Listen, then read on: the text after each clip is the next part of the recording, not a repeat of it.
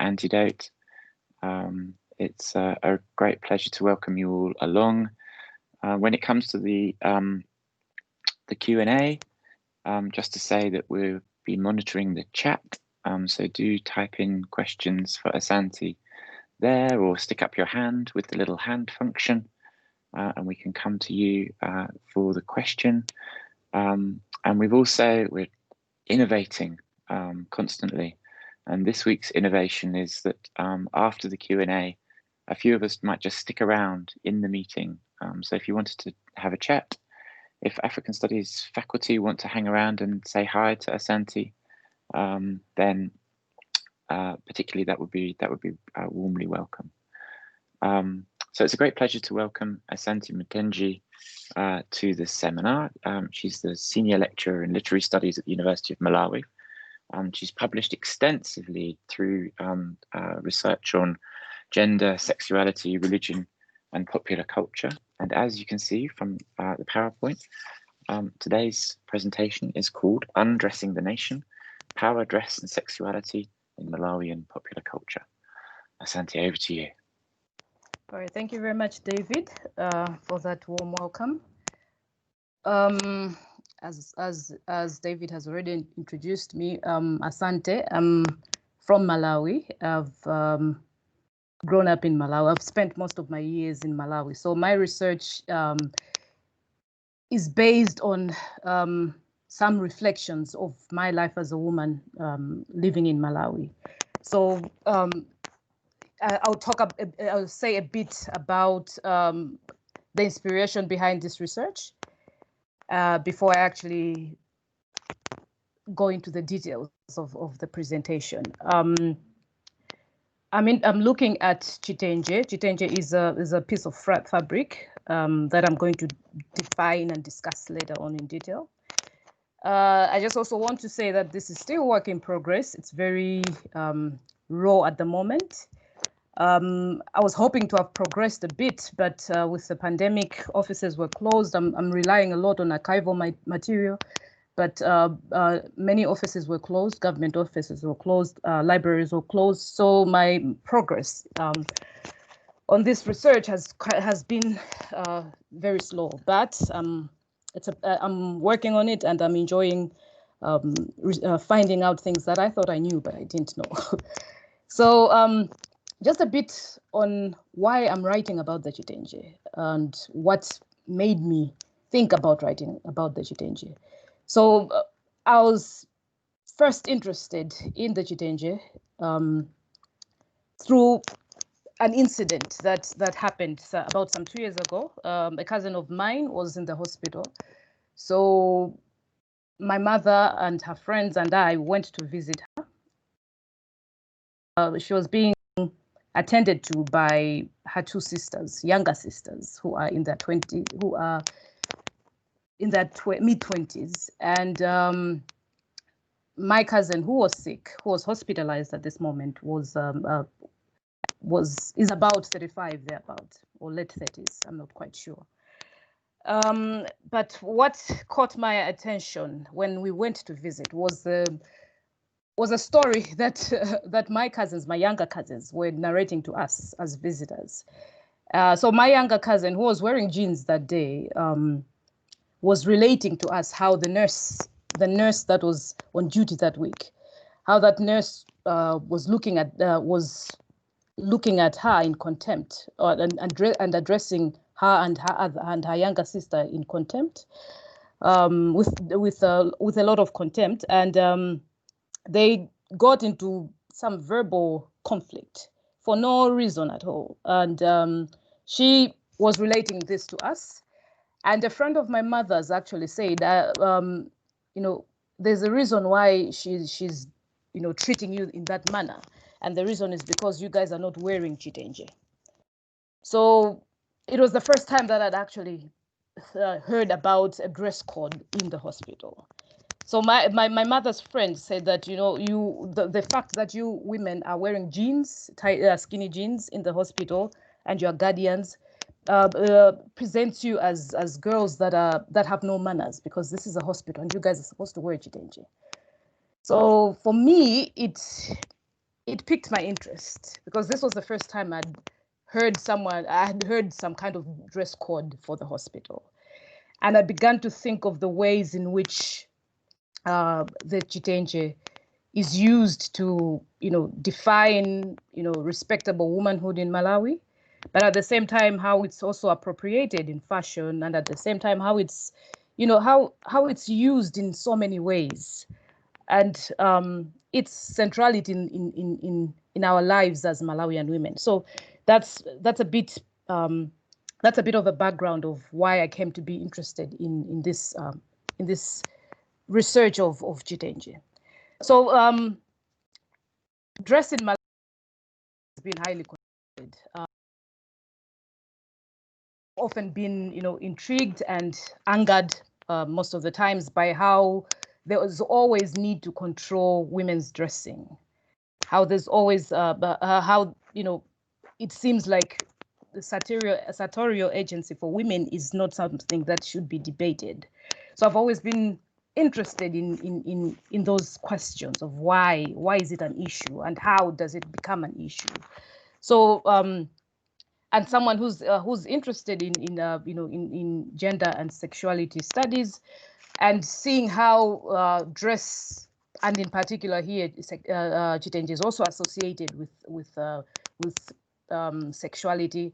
It made me think about other forums, other platforms in which the issue of the Chitenje is actually imagined.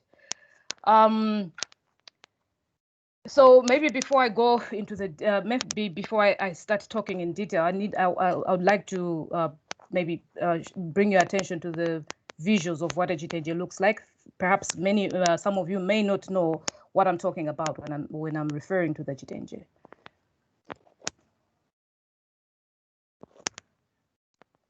So these are pieces of cloth of the Chitenje that are being hung in a shop.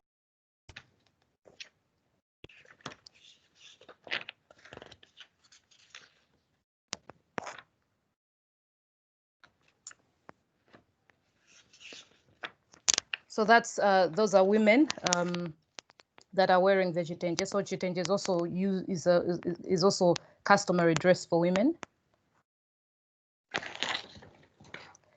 So normally the Chitenje is a rectangular, as you can see in this photo. It's a rectangular piece of fabric that is usually 2 by 1 meters, and it's sold in markets and fabric shops. And it's commonly worn as a wraparound dress or skirt, or it's fashioned into different dress designs. Asante, sorry. Yes. Mm-hmm. Sorry, I'm not seeing the PowerPoint come through the main screen just yet. Okay. It's come up with your initials, so it sort of looks like it's thinking about it, but it hasn't. There we go. It has now. Can you see? Yeah, it it's visible. It's visible now. So you might just want to go back to that first, the first and second slides, and do that whole play from beginning thing again. Okay. Can you see this page? Can you see this now? Yeah, it hasn't kind of maximized into the full screen, even though I can see that you're clicking from beginning. But maybe if it's not going to do that, you could go into slide 2 and then just sort of go through slide by slide. Can you see slide 2? Brent, I can see that we're on Chitenje as customary dress for women. Yes. Okay. Okay. Cool. So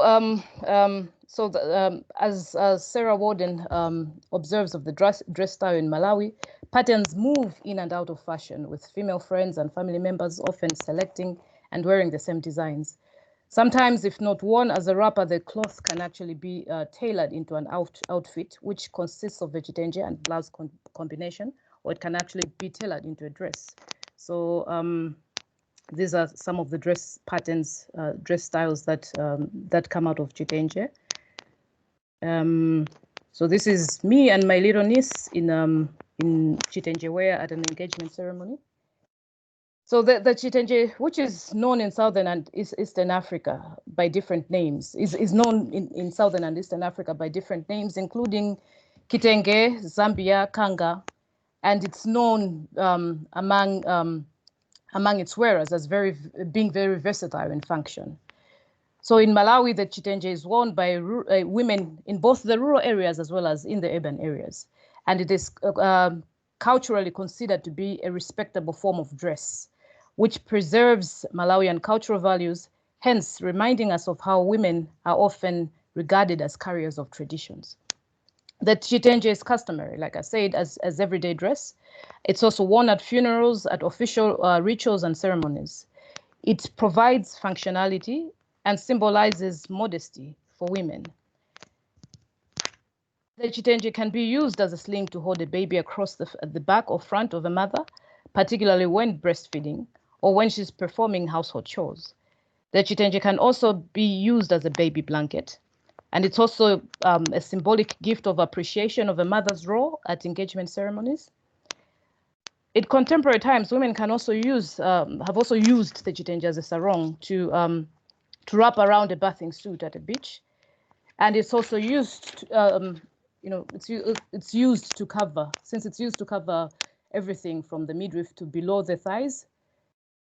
It has quite an interest. It's a bit paradoxical in the sense that even though it's associated with modesty, the Chitenje at the same time, if it's adorned in a certain manner, it also connotes sexual teasing and flirtation, which invites an invitation to an erotic encounter between couples.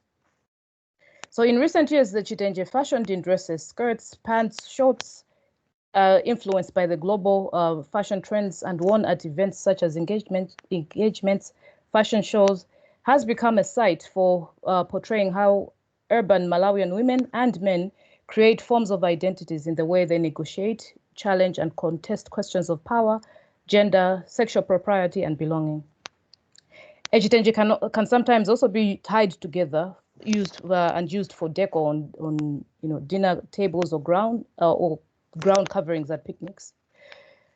And it can also be used or framed on the wall as a decorative batik artwork, or used as curtains for, especially among young people who have just started living alone and do not have enough funds to buy curtains. So the significance of the Chitenje in the Malawian socio-cultural landscape cannot be overemphasized. Following Mitchell 2009, I acknowledge the Chitenje as a form of material culture, as a social text, as a social artifact or object, as a social symbol, and as a social narrative. This study, however, sets out to examine the representations of the Chitenje on a female body in popular arts as a site for interrogating the varied and complex ways in which Malawian women claim, challenge, and problematize questions of gender, class, female sexuality, and respectability, political allegiance, and national belonging. These facets of identity are all closely intertwined. Malawian popular arts such as newspaper, cartoons, songs, paintings, and even oral art forms such as proverbs have all imagined the Chitenje differently. For example, there is a Chichewa proverb that says the following: Mamuna ndikabudula amatela moenda, mkazi ndi chitenje chimatela pakhomo, which is loosely translated as a man is like a pair of short trousers which gets worn out due to traveling. A woman is like a wrapping cloth which gets worn out around the home. So in this case, the woman is being represented as in this proverb as being primarily responsible for the welfare of the home, thereby limiting the woman to the domestic sphere. However, there's a depth of critical work which interrogates the representation of the Chitenje in the Malawian popular imaginary and the complex meanings that obtain from these representations. There have been a number of studies on dress in Malawi, which, for example, have looked at dress from a legal perspective by looking at the implications of the dress code legislation of the 1970s.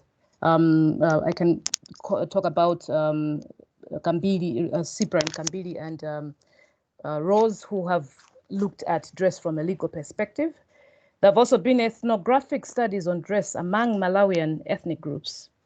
And some studies, for example, by Lisa Gilman and Linda Semo, have also looked at party uniform as dress during Dr. Banda's autocratic regime. A more recent study by Chifundo Kamba, which was done in 2017, focused on Malawian historiography from 1890 to 1994. And it examines how dress was used as a form of resistance against political domination.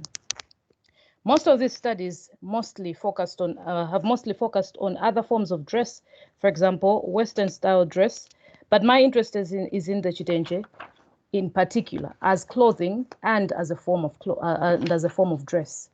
Following Jean Oman's use of dress and clothing in the edited collection, Fashioning Africa, Power and Politics of Dress, I think of dress as and I quote, an assemblage of modifications of the body and or supplements to the body, which includes obvious items placed on the body, the supplements such as garments, jewelry, and accessories, and also changes in color, texture, smell, shape, and made directly to the body. Clothing, on the other hand, refers to the use of clothes to cover parts of the body. I'm actually interested in examining how the Chitenje is imagined in popular art forms from 1994 to the present, in the context of democracy, where freedom of dress is now enshrined in the Constitution. There's a reason why I'm interested in this particular period, because prior to 1994, there was a dress code called the Decency in Dress Act that was enacted in 1973, which specified the ways in which women and men sometimes could actually dress. So my interest is in looking at the kinds of imaginations with regard to the Chitenje that have obtained from 1994 to the present. As Stephanie Newell and Onukomi Okome posit, African popular art forms offer us a vital archive of desires and imagined possibilities. They further argue that if popular arts play a crucial role in formulating new ways of looking at things, as Karin Baba suggested in 1987, they also contain a record of people's desires and worldviews, meriting our engagement with them on their own terms. Newell and Okome further add that within the ephemeral nature of popular arts are expressions of desires for future alternatives, for emergent possibilities. So I want to briefly talk about dress in Malawi, the history of dress in Malawi. As I've said, many studies on forms of dress in Africa have shown, as many studies on forms of dress in Africa have shown, dress can be used as a lens through which to study political, economic, and social development in Africa. Oman observes that dress and fashion have been centrally implicated in the forging of a distinct African modernity through slavery and freedom, colonialism and conversion, ethnicity and nation, gender and generation, hybridity and cosmopolitanism, state building and state authority, subjecthood and citizenship. End of quote. As Joanne Entwistle has argued, dress operates at the interface between the individual and the social world, the private and the public. Oman asserts that it is precisely because of this strategic positioning that dress functions as a salient and powerful political language, one comparable in eloquence and potency to the spoken words of the most skilled orator or of the written words of the most compelling propagandist. Julia Twigg and Christine Bass posit that dress plays an important, though unacknowledged, role in the reproduction of social order, forming one of the ways in which social difference is made concrete and visible.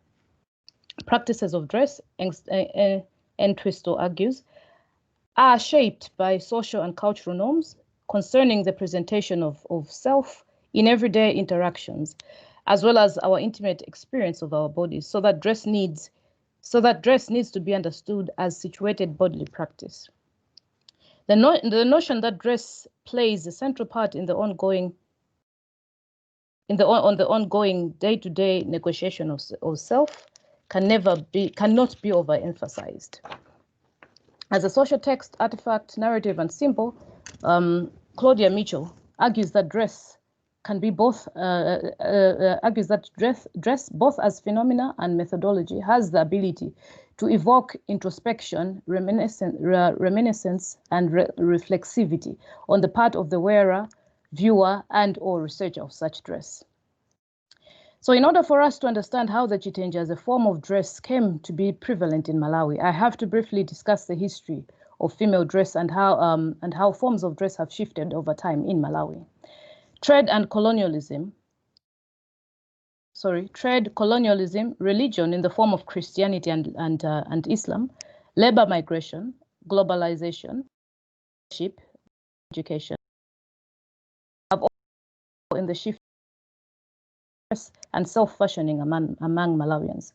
It should, however, be noted that even though in some instances dress was used to articulate and consolidate power in both the colonial and post-colonial eras, it was neither a linear nor uncontested process, as Gamba 2017 observes in her study. In pre-colonial Malawi, dress in the 1800s centered on the minimal forms of clothing. These were usually made from hides, paints, adornment of plaited fiber, beads, wire, and carved bonds. Women and girls in particular wore a short, simple apron of sisal fiber, which was enriched with beads when worn during special occasions. Writing on women's dress in Nyasaland, an earlier colonial officer noted, and this is quoted in some of the documents in the archives, the women are likewise almost entirely nude, but generally covered the pudenda with a tiny beadwork apron, often a piece of very beautiful workmanship. A degree of nudity prevails amongst many Awemba, amongst the Alungu, the Batumbuka, and the Angoni, end of quote. Of course, forms of dress differed according to regions. Cotton production in the Lower Shire also ensured the viability of cloth making by men and women who weaved cloth out of cotton.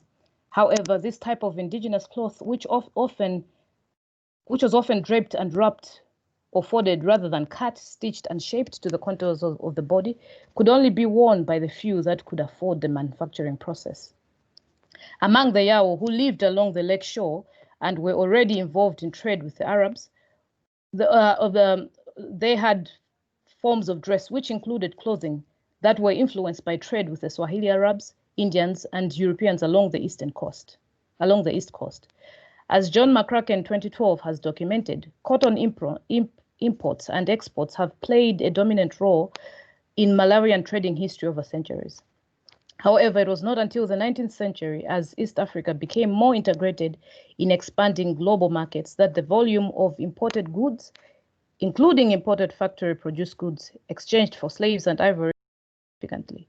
Vast networks of trade routes connected the coast with the interior, with caravans trading imported cloth, beads, and other goods moving along vast networks of exchange, reaching as far as Lake Malawi and Lake Victoria.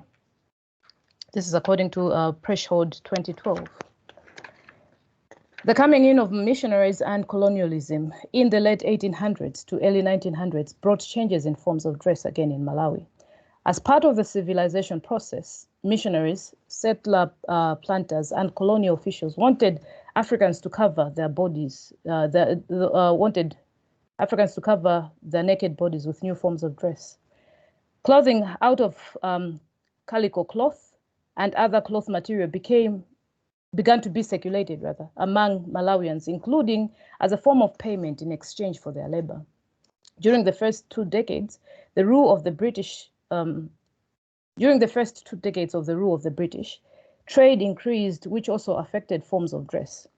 As trade increased on a larger scale, with companies such as African Lakes Company, the Oshena, and Khan Company operating in the country, a white, thick woolen cloth began to circulate into the market. Those who could afford it both long dresses and skirts tailored after the Victorian type of dress. The migration of Indians into the country who brought different types of clothes on the market, as well as labor migration to work in plantations and mines in southern Africa, also registered changes in forms of dress, including the use of a blouse that was called nyakula, and a piece of cloth that came to be known as chirundo, which is similar to the chitenje in texture, minus the printed designs. Since the early days of commercial production in the late 1920s, imported cloths, in this case the chitenje, from Tanzanian factories have had a large market share in Malawi. In 1957, as colonial rule came towards an end, British textile manufacturers, David Whitehead and Son, opened a state-run textile factory. They shifted production from England as textiles could be produced more cheaply locally, and the local factory was more able to produce new designs quickly and efficiently. Since 2003, however, the factory has been run as a limited company known as Mapeto Limited, and continues to have facilities for raw cotton cleaning, spinning, weaving, and printing. However, cotton growing in Malawi cannot keep pace with the demand for processed cotton cloth, and today the company imports plain cotton fabric from abroad, with the cheapest imported from China, which is then printed at the factory and marketed throughout the country. So maybe I can. These are some of the prints that are marketed that are printed at the factory and marketed throughout the country. In Hastings Kamuzu-Banda's Malawi, the Mtenje became a female president, the first president of Malawi after the end of colonial rule, who ruled with an iron fist from 1964 to 1994, banning of miniskirts and trousers for women, as he considered it inimical to the so-called Malawian values. Under Banda, Malawi was a one-party state, and as Diambe Zeleza describes it, it was a 30-year contraption of totalitarian rule, a land of pervasive fear. Words were constantly monitored. It was a state of Dao uniformity that criminalized difference, ambiguity, and creativity. It was an omniscient regime with a divine right to nationalize time. That's according to Diambe Zeleza. In 1973, the Decency in Dress Act made it unlawful for women to wear pants, like I already said, and to in public, shorts, miniskirts, and to show cleavage, and placed restrictions on men's appearance, especially hair length. The law's supporters argued that Western dress, long hair for men, pants,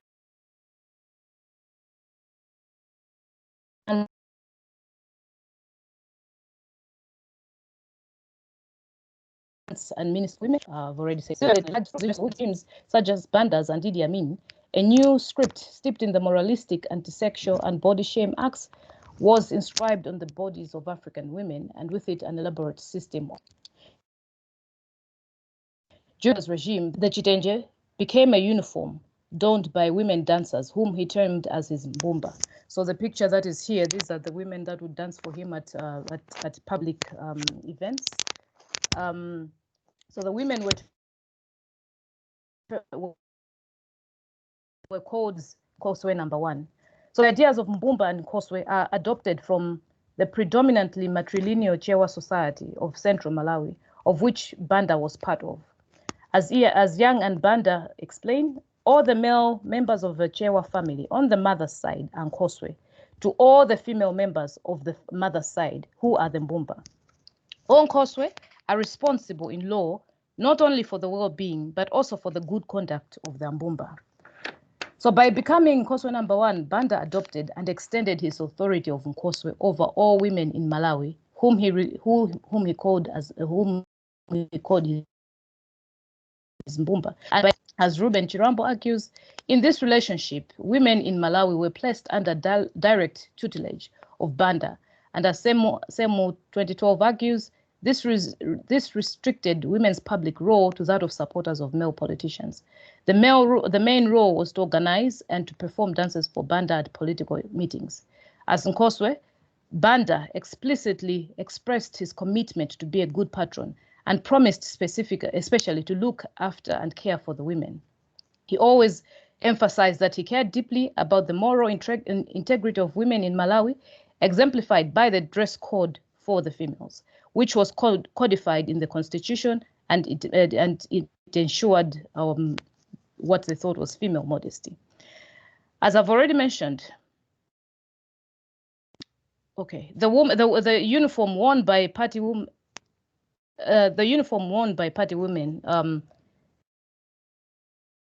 exemplified this dress that went way below the knees.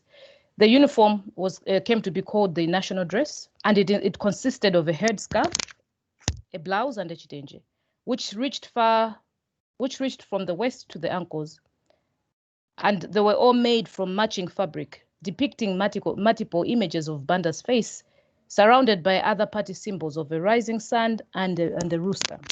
So the picture that is here is an older one, which was a celebration of Banda's, Banda. I think 10 years after he had come to Malawi. So hence the feasts with broken chains as a symbol of freedom. Asante, Yes. sorry, just to say, I don't think that people in this end are seeing the slides. And the connection is beginning to really struggle. So I'm kind of thinking that it might be sensible just to carry on with the narrative of the presentation. Hello? I don't know whether it can carry the presentation and, I mean, the PowerPoint and you at the same time. Sorry, I can't hear because you. it's just beginning to struggle. Can you hear me? Okay.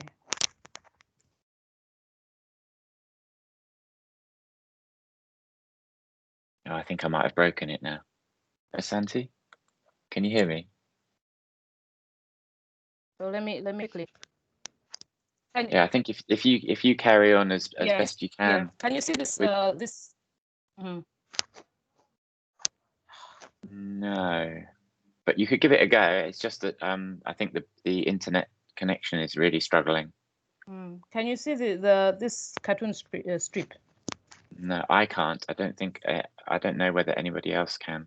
I can see the cartoon strip. Okay, good. Okay. Cool. So. Yes, I can see. I think, to be honest, it may be just simply to do with the connections, and I don't think there's anything that you can do at your end. I think carry on as you were.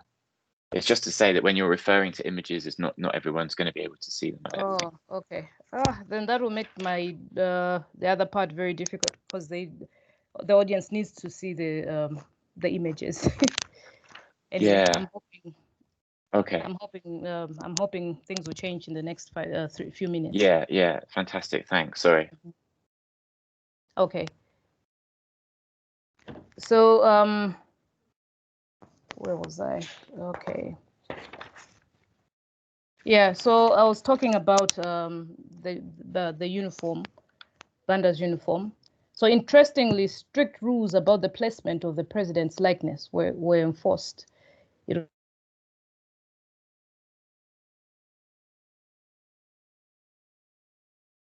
was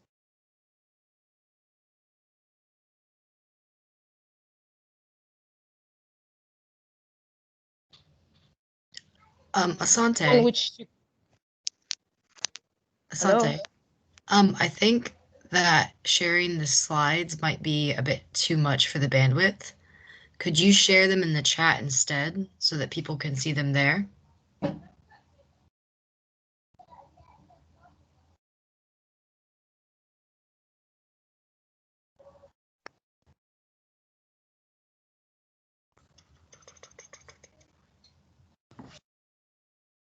Hi, Asante, can you hear us?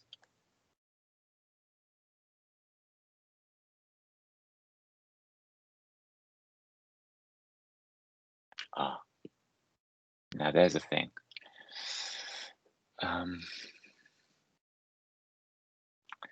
Brenda. Yes. Hi. would it be? I'm assuming that Asante will be trying to call back into the presentation, but would you be able to send her an invitation to do so? Yeah, I'll send her an email with the link just in case. And maybe just comment in that the PowerPoint and the video is probably what's causing the internet to crash. Yes, sorry, somebody's saying that we could call her. We could call her if we.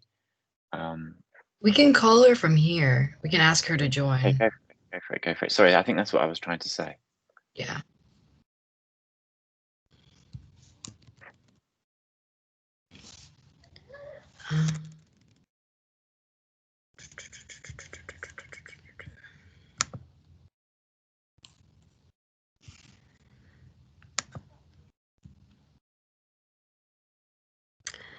The only issue is if she's joined as a guest and doesn't have a Teams account.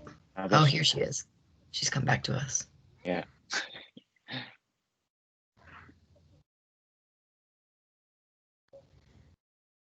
Asante, can you hear us?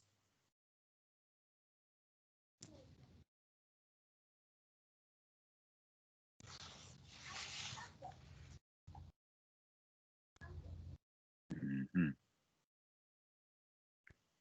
Hi, Asante.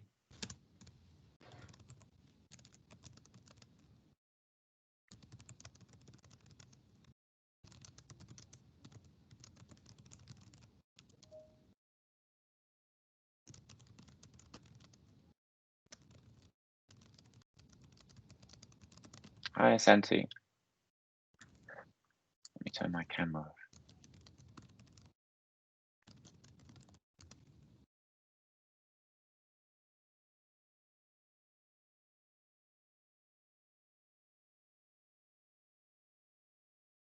Asante, can you hear us?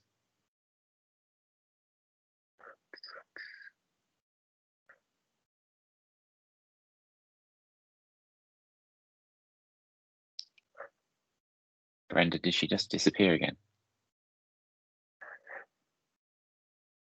I think so. Yeah. Yes. Someone's saying it's a shame. It was really interesting. Indeed, it was. Does anyone have any bright ideas or experience of what one does? Oh, she's coming back. Oh, there she is again. Let's carry on. I don't have her mobile number, I'm afraid. Asante? Hi. Hi, you can hear us. We're so relieved. If we you were just wondering whether it would be sensible just to turn off the presentation. So don't try to share your screen. Okay. And maybe I'm not sure whether to have the video on as well. I think it's the Maybe internet that's really struggling to carry everything. Let me switch off the camera. Because everybody here is just commenting on how wonderfully interesting the talk is, and I think, to be honest, we can carry on just through chat. So video off for now. Is that what you were going to say, Brenda? Yeah, and then Asante, if you could share your PowerPoint via the chat so that everyone can still see the images. Okay.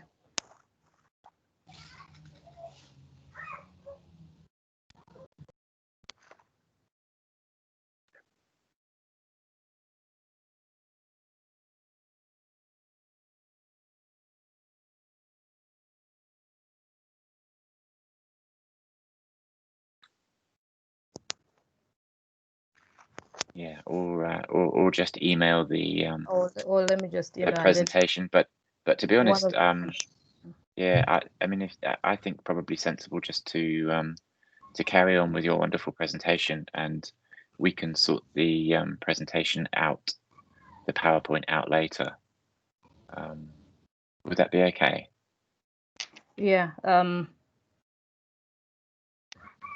just because we can hear you very clearly now.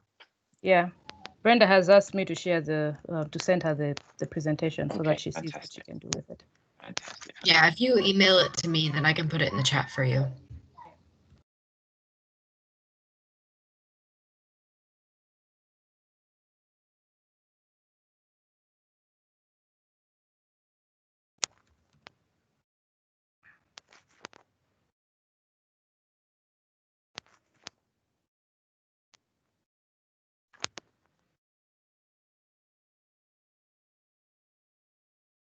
Just as I said, we could hear you very clearly. We now can't hear you, unfortunately. I'm trying to find the presentation. It has somehow. Oh, okay. To be honest, Yeah. honestly, I think if we carry on with the talk and we can Okay. deal with the PowerPoint afterwards, if that's okay. I think once it goes into the chat, we can then come back and see it. So. Okay. I'm sorry, I didn't want to put any. The idea of multitasking at a time like this is pretty tricky, I should imagine. Okay, so back to the presentation. Lovely. So the cloth skirt had to be carefully worn so that the portrait was prominently positioned in the back when a woman danced, but upon which she would not sit. Writing about the uniform requirement, Lupenga Mpande contends that Banda's obsession with the placement of his face on women's breasts and buttocks reveals not only the bizarre dimensions of Banda's aesthetics, but also the way he expropriated capitalist advertising conventions to turn the female body and male body politic into circulating advertisements of himself. So although the chitenje worn by these dancing women was framed as a respectable form of dress, Lisa Gilman points to the paradoxical nature of this framing. She argues that, ironically, although Banda insisted on decorous clothing and behavior, exemplified through the donning of the chitenje by women that danced for him at political events, the sexualized hip and thigh motions they had to direct at male politicians, notably Banda himself, presented a paradoxical message: modesty combined with explicit sensuality, even sexuality. So in November 1993, the Decency in Dress Act was repealed by an act of parliament. This was after the referendum of May 1993, in which Malawians opted for multi-party politics. However, even though the act was repealed and freedom of dress was constituted, efforts to control women's dressing and sexuality still obtained. For example, in January 2012, women who were wearing short skirts and trousers in the major cities of the country were stripped by vendors who claimed that they wanted to dress them like proper Malawian women. Ironically, many women who suffered such humiliation would cover themselves with their own chitenje or from women who sympathized with them, or chitenje from women who sympathized with them, hence symbolically pointing to the construction of the chitenje as a national and respectable form of dress. As Linda Semu, 2002 argues, the case of Malawi shows that while legal reform, transition to political pluralism, and adoption of the language of international human rights may facilitate the formation of a constitution that guarantees and respects all people's human rights, a cultural discourse that presents contradictions and ironies regarding women's status may limit the extent to which these processes are translated into automatic and predictable gains for women. So now I'm moving to the chitenje, the representation of the chitenje in popular forms of art in papers. So in the following section, I will analyze 4 ways in which the chitenje on the woman's body is represented in cartoons,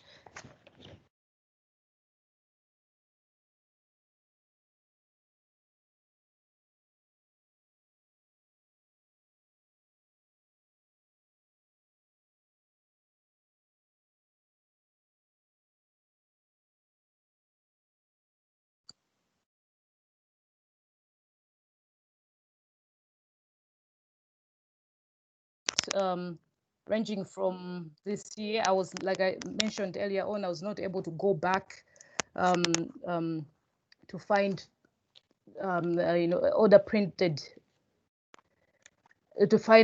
printed material from other newspapers earlier than 2019. So I've mainly my choice this evening is just going to mainly focus on cartoons that have appeared from January of this year to the present. So cartoons in these newspapers make social and political commentary on everyday events and on issues that are considered to be of national concern. Grace Musila and Dumisani Moyo argue that one of the characteristics of cartoons, and in this case they were talking about the political cartoon, is that as a visual genre that uses graphics and text while drawing on a shared archive of stock images, recognizable figures, and popular archives of ideas. Sorry, let me repeat that. The two argue that one of the characteristics of the cartoon, political cartoon in this case, is that as a visual genre that uses graphics and text while drawing on a shared archive of stock images, recognizable figures, and popular archives of ideas, the cartoon is able to transcend the limitations of literacy, making it accessible to all audiences across the literacy divide, while at the same time creating a participatory space for meaning making as the audience reads and decodes the meanings encoded in the images and text.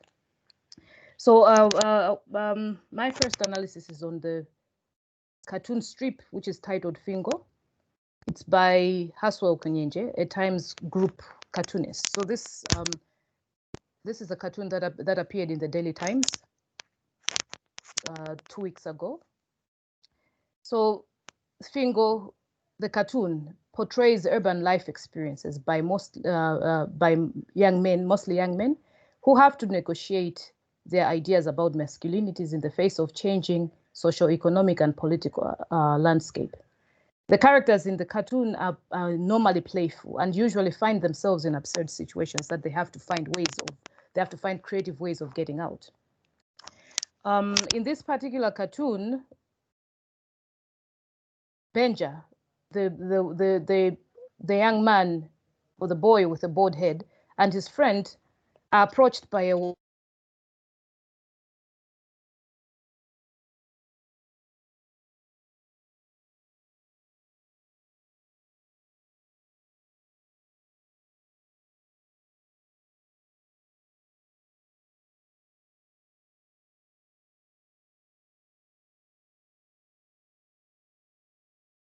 Hi, Asante. I don't think we can hear you.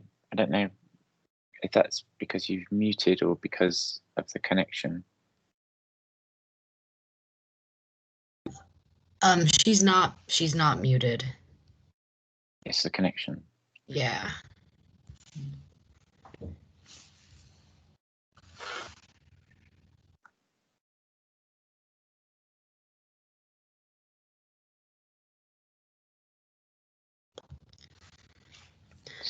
Just a question of waiting for her to come back, is it?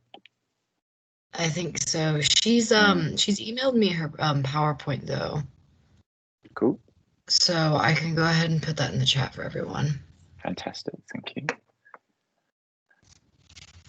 Ah, I think her connection was just lost.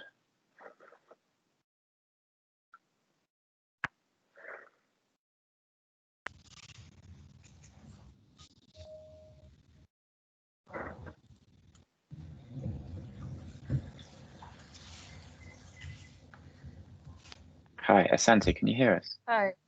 Yeah. Hi, sorry, I think you were cut off, sorry. How long have I been cut off? From the beginning of the discussion about the cartoon. Ah, okay. Sorry. Okay. I'm trying to change connections. I'm trying to see if I can just tether from my phone. It seems like the office network is becoming problematic. I see. Okay. Yeah. Thanks. So let me just try to. Can you just give me a minute? Of course.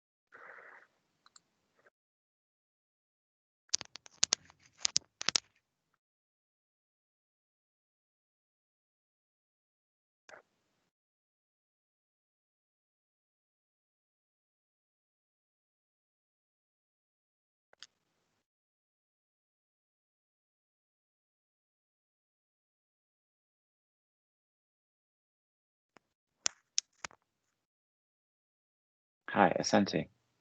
Hi. Hi. Can you hear me now? Yes. Yeah, I hope this is going to be a better connection. Okay, fantastic. Thanks. Yeah. Okay, so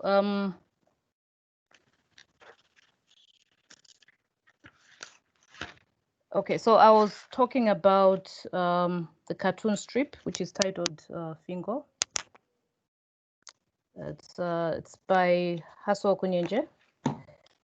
So the Fingo, the cartoon portrayed, like I said, Fingo, the cartoon portrays urban life experiences by young men, mostly young men. It mostly focuses on young men who have to negotiate their ideas about masculinities in the face of changing socio-economical and political landscape.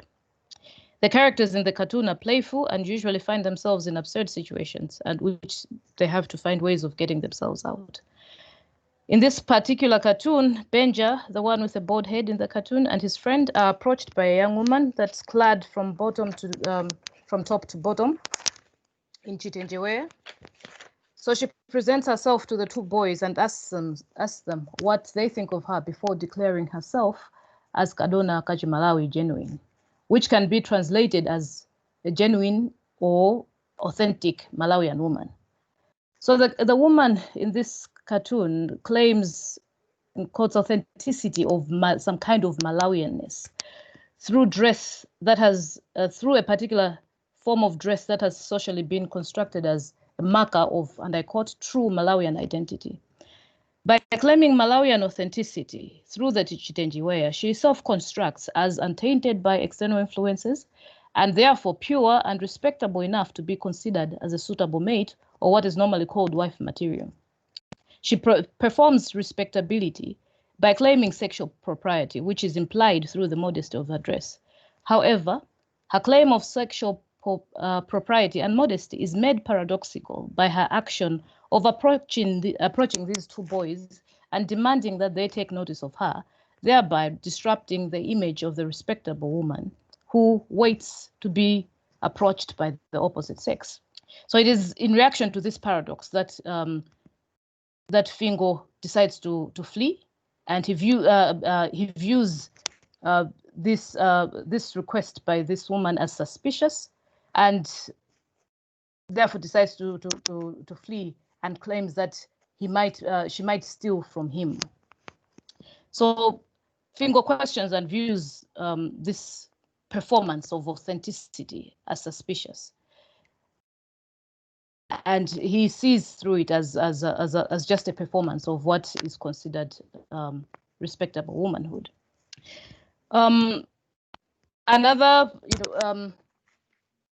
enduring representation of the Chitenje in the cartoons that I've been focusing on, and again, I'm going to focus on one from Fingo and another one from Ayobe. These cartoons, I've noticed that they tend to use the Chitenje to locate the women represented in the domestic.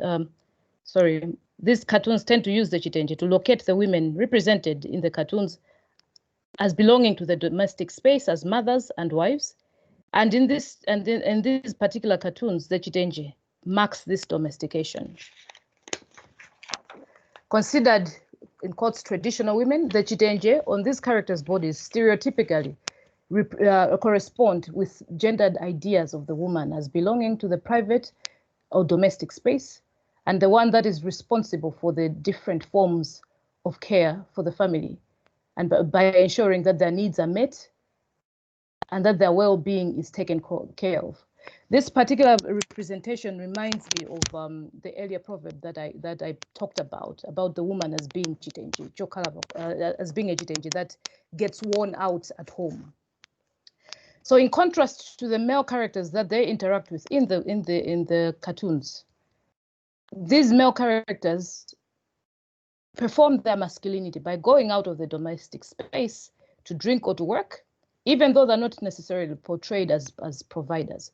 So if we look at the cartoon, Fingo cartoon and Ayobe cartoon, the Ayobe cartoon by Raf Mawera, which is a regular in the nation, depicts a woman in a chitenje and matching head wrap, welcoming her husband who had promised never to drink again, but comes back home very drunk. So again, the woman here is the one that is at home, and the man is the one that is allowed to go out and work and drink, because he's in a suit and he's probably coming from work, and he's come back home from drinking. On the other hand, the Fingo cartoon strip also portrays an older woman in a chitenje instructing her son to wash her hands. Instructing her son to wash his hands because of the COVID-19 pandemic. So it does make reference to the current pandemic that has wreaked havoc all over the world. But it also shows us this construction of this woman through the representation of the chitenje as the caretaker, the one that is at home, because in this case the son is coming from outside, and the woman is there at home, telling him, instructing him to wash his hands rather. So embodied on these women's bodies, the chitenje locates them within a particular mode of femininity. Another cartoon that caught my interest was one from a series called Point of Order, which is quite political in its nature because it makes political commentary on the political situation in Malawi. So this series, this particular cartoon that I'm interested in, offers an alternative. It offers an interesting alternative of a chitenje-clad body. So the cartoon, this particular cartoon that I hope you're able to see, which makes commentary on the frustrations expressed by many disgruntled Malawians over the state of affairs during the regime of President Peter Mutharika.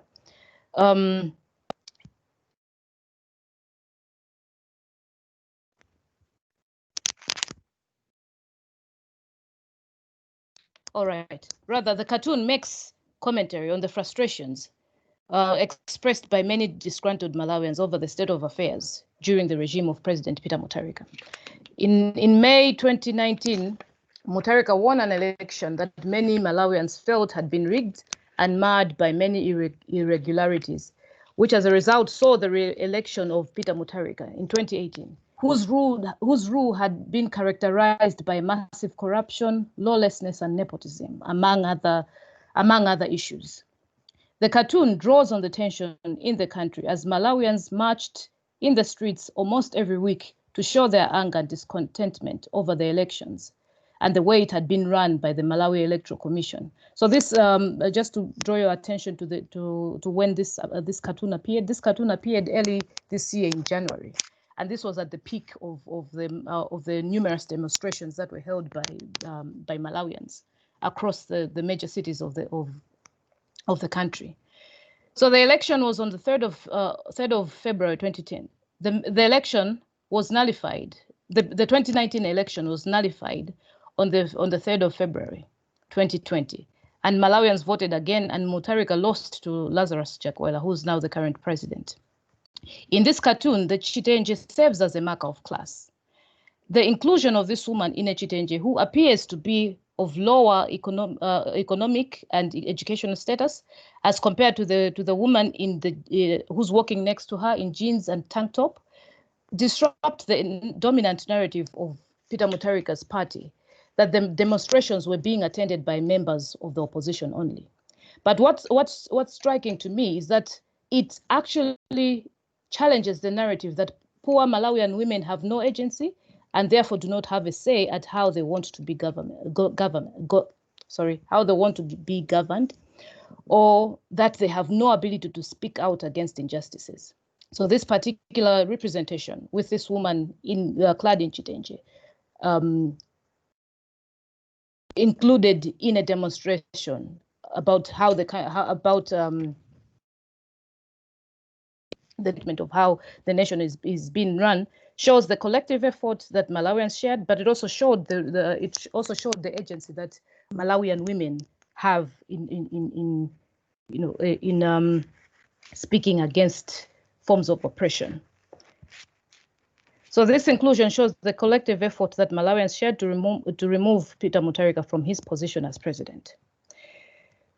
Cartoons in newspapers, and this is something that is quite common in Malawian newspapers. They also use the Chitenje cloth or form of dress, or they use the Chitenje cloth or as a form of dress, the Chitenje as a form of dress, to indicate political allegiance for both men and women, since Chitenjes can also be used as party uniforms. So the practice of wearing a uniform, wearing a party uniform, which started during Banda's era, has continued to be the practice among politicians even up to now. So we have women that wear uniforms in party colors, Chitenje clothes with printed images of the leader's face, or with other symbols of that particular party. So the Chitenje can also be used as a party uniform.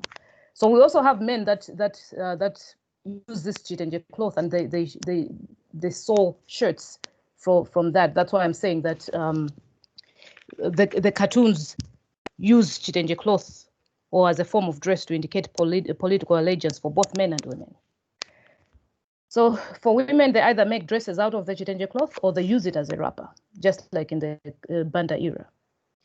So the representation of the political Chitenje in this case is usually used by cartoonists to depict blind loyalty to the leaders among the party members, or to mock and satirize the power embodied by the dress. So, for example, there are two cartoons that I've included in this presentation. One is by Puludzi and the other by Point of Order. And these are cartoons that make fun of Griselda Jeffrey. Griselda Jeffrey was a former Secretary General of Mutharika's party. So in this particular cartoons, she's wearing a party cloth as a dress, and it's showing her being booted out of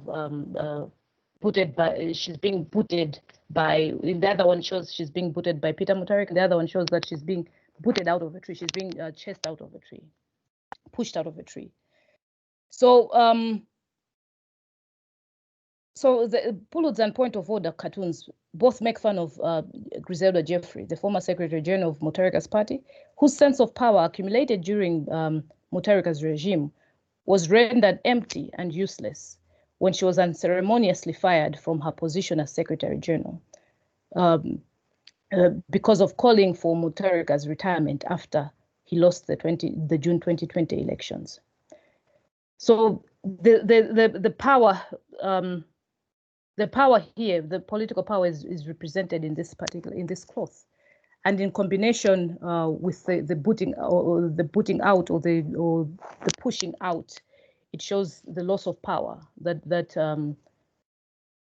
loss of power the loss of political power that became of Griselda Jeffrey. So these are some of the representations that I've managed to find in my research. I'm still looking for more nuanced representations. I'm hoping to get to it in the next few months. But for today, I think this is where I can stop. And I look forward to your comments and discussion. Thank you very much for your attention. Asante, thank you ever so much for not only a wonderful